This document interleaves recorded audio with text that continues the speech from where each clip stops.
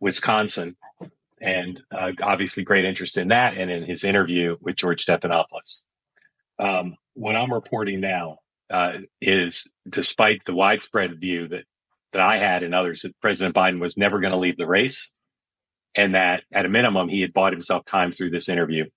What I'm now reporting is that senior people on his campaign and senior people on Capitol Hill no longer believe it's tenable for the president to continue.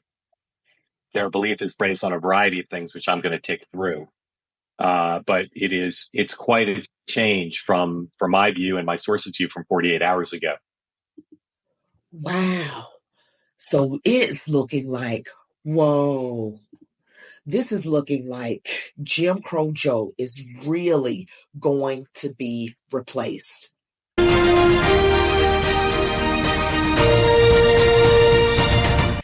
Welcome back, Warriors. It's me, Linda B. Thank you all so much for joining me here today. So it's looking like Jim Crow Joe is out. He's out. It's just a matter of time. It's going to happen, it seems. And before we get back into the video, though, I want you to remember to like, comment, share, and subscribe to my channel, as well as hit the notification bell. It really means a lot to me. I'm on my way to 40,000 subscribers. I really appreciate your support. Also, watch the video all the way to the end. Many people thought that I trusted that he would be able to power through this. The reasons, as I say, for the change vary from person to person. But whether it's a senior person in the Biden world, either a campaign staffer or a friend of President Biden's, or it's a senior leader on Capitol Hill, the universe of things they're keying off of is pretty similar. And again, I'm going to run through them and not attribute them to any particular individual, but just know that it applies to many people who are supportive of Joe Biden personally, who think what's happening is tragic, who aren't crazy about the alternatives to Joe Biden being the nominee. But again, what unites them is the belief that it's untenable that he goes forward. They all believe he's not there yet. They all believe it's going to take some time for him to get there. We'll talk about that. But let me run through the reasons. First of all, the bad press over the last few days could have been worse had his campaign team not done a lot of handholding. But the bad press generated by the president himself has really freaked out these people. And they don't think it's going to end. Remember, the premise of this campaign was whichever candidate was in the news more was going to lose between Trump and Biden. And these people, my sources say, when's Joe Biden going to get out of the news? This goes on forever. And Donald Trump could probably shoot 50 people on Fifth Avenue and it wouldn't be the lead story. Number two, there are going to be a lot more stories about the president's mental health. We've already seen now some revisionism from my colleagues saying, well, this has been happening for months and months, and we knew all along. People are very worried about those stories and about the secondary story about who knew what when and about the cover-up of it, because there was a cover-up. So these people today, that will never end, and that will drive a lot of the coverage, as will President Biden, who drove coverage in the last few days, saying he was telling the governors he'd go to sleep at 8 o'clock, stop doing events after 8 o'clock, to, rest more. The Biden operation has gone from one that was pretty efficient, didn't leak, didn't backbite, to a totally different realm amongst the campaign staff, but also amongst the governors. The leaks out of that governor's meeting, not the kind of thing you've normally seen in the Biden era. And that people believe that would never end as well. And that the president, one of the things he has to do, it was thought that he had to do, was to reach out to people. But the problem is he then reaches out and it all leaks out and puts him in an unflattering light.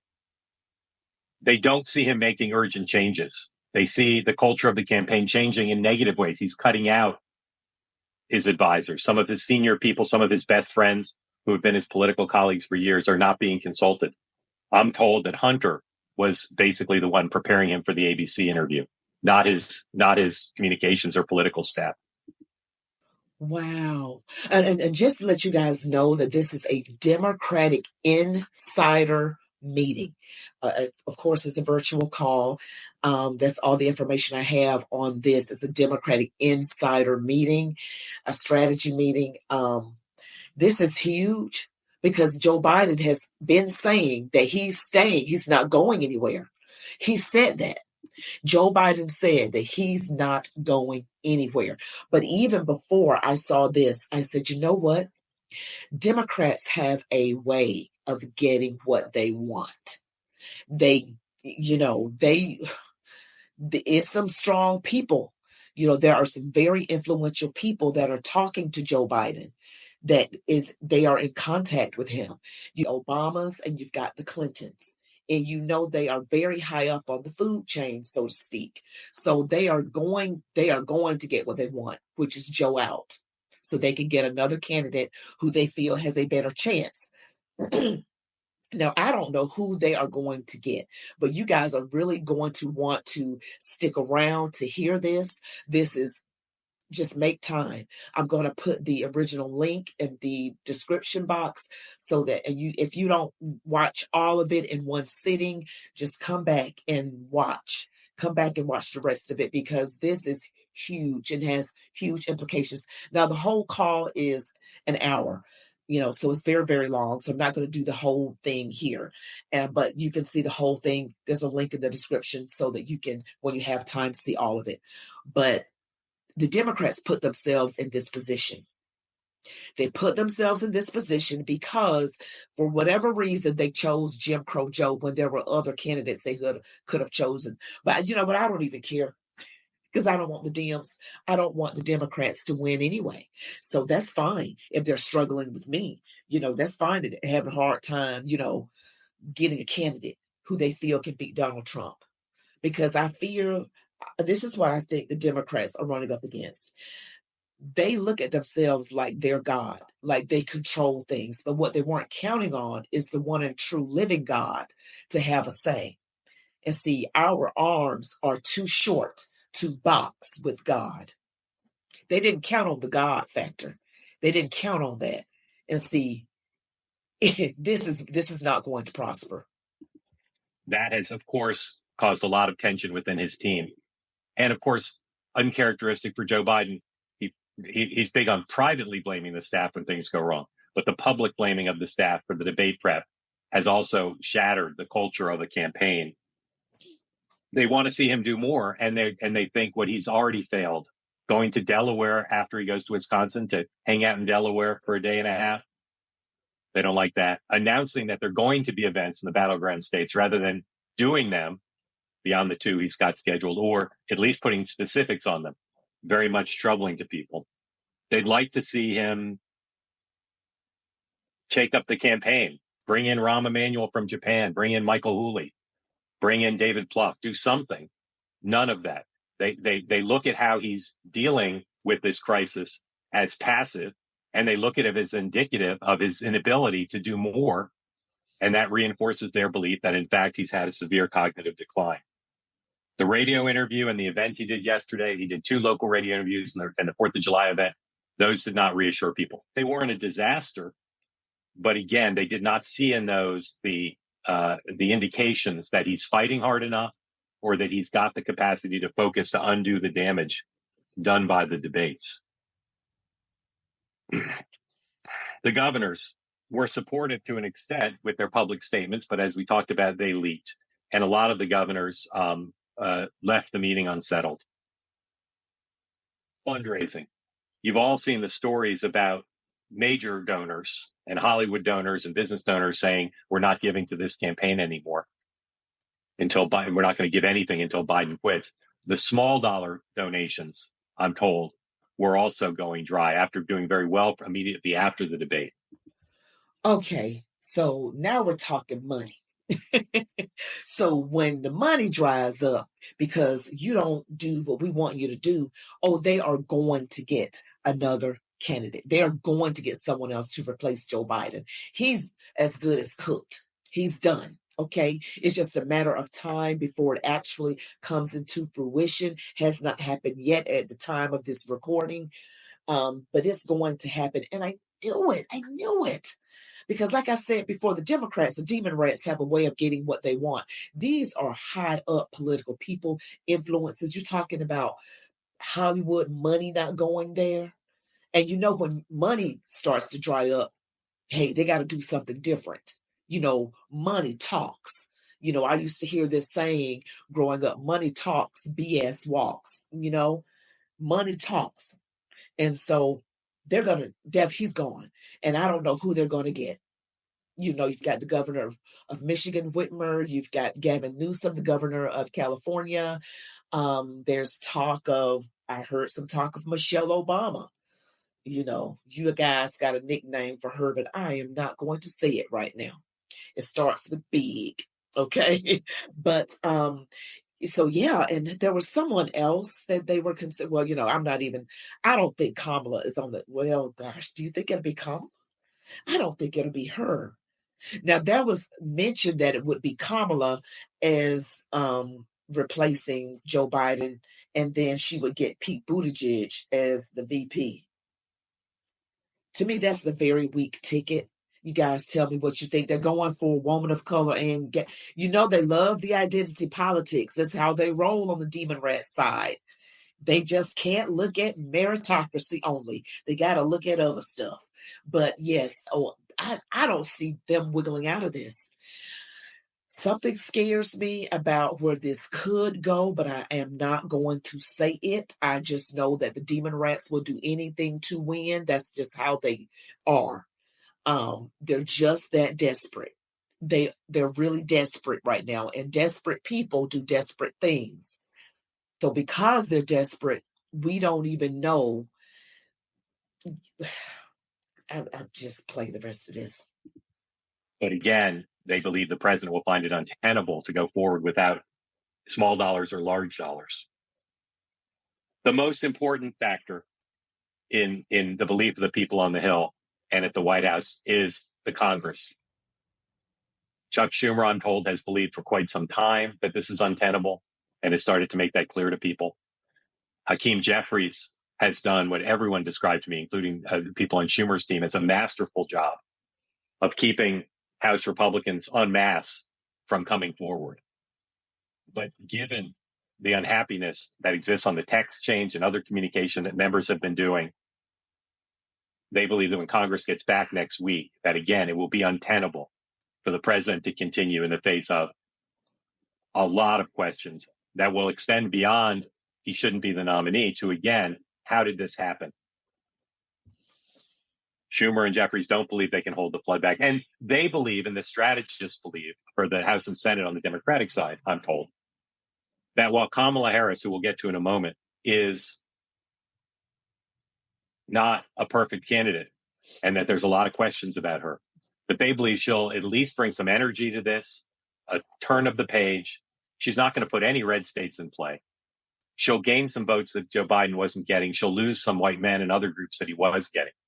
But they believe that if she does a good job, a decent job, that if she picks a good running mate, and if she runs a good race, a lot of ifs, that she could do better than Joe Biden and that she won't hurt them as much, that the negatives that she brings will not hurt their Senate and House candidates as much. And as you all know, that's what they're more concerned about.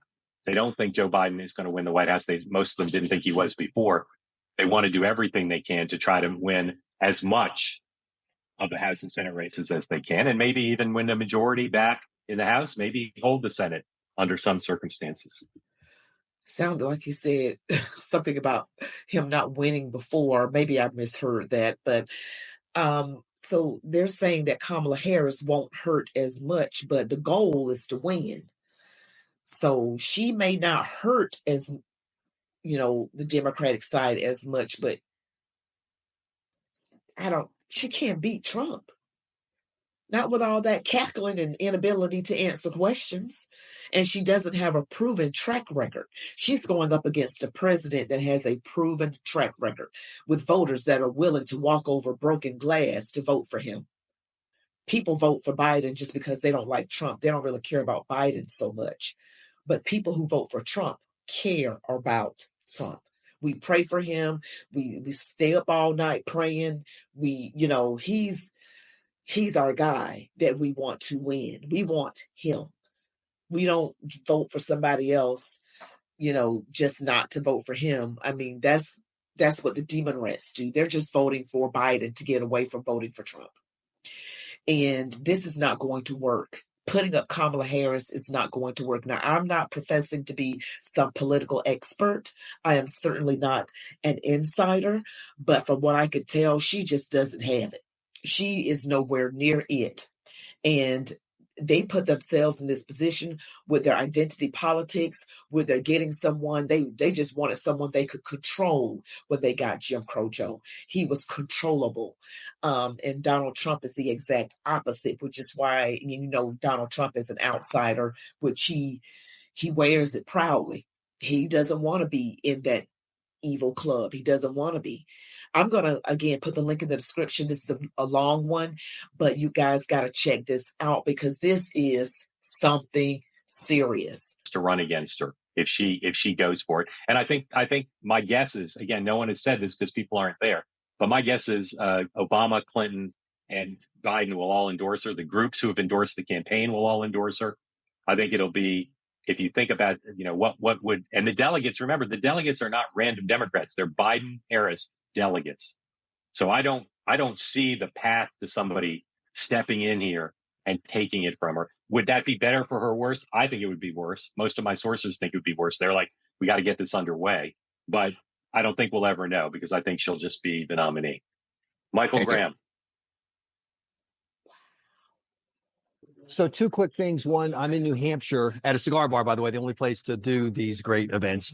And I'm wondering, the battleground state of New Hampshire. Well, and that's new. That's what I was going to ask you is what are the states where the shift, has an impact on whether it's the Virginias, the Minnesotas, et cetera.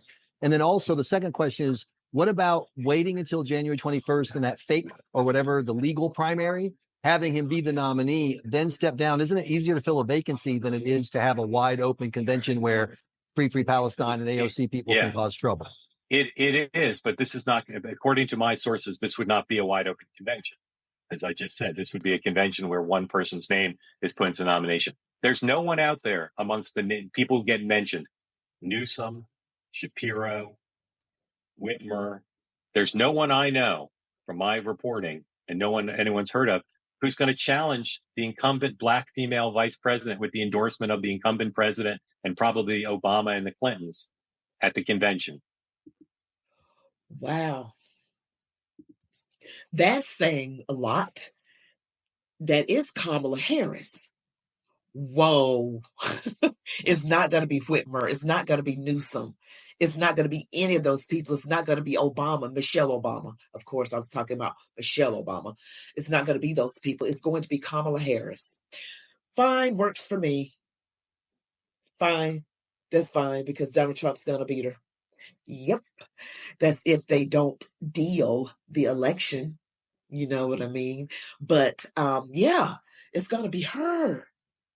And then they got to get her a running mate, and everybody's going to go behind her. And they have what they're going to do? They're going to attack Trump like crazy, make him look like the bad guy, make him look like that man that was in World War II Germany with the initials AH. They're going to make him look like that.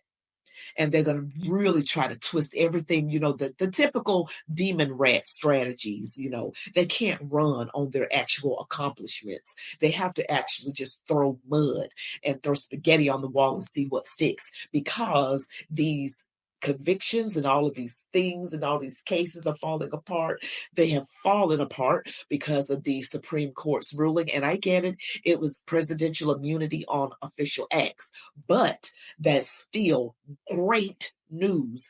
Now, from what I'm hearing, the sentencing is scheduled for the 3rd week of September.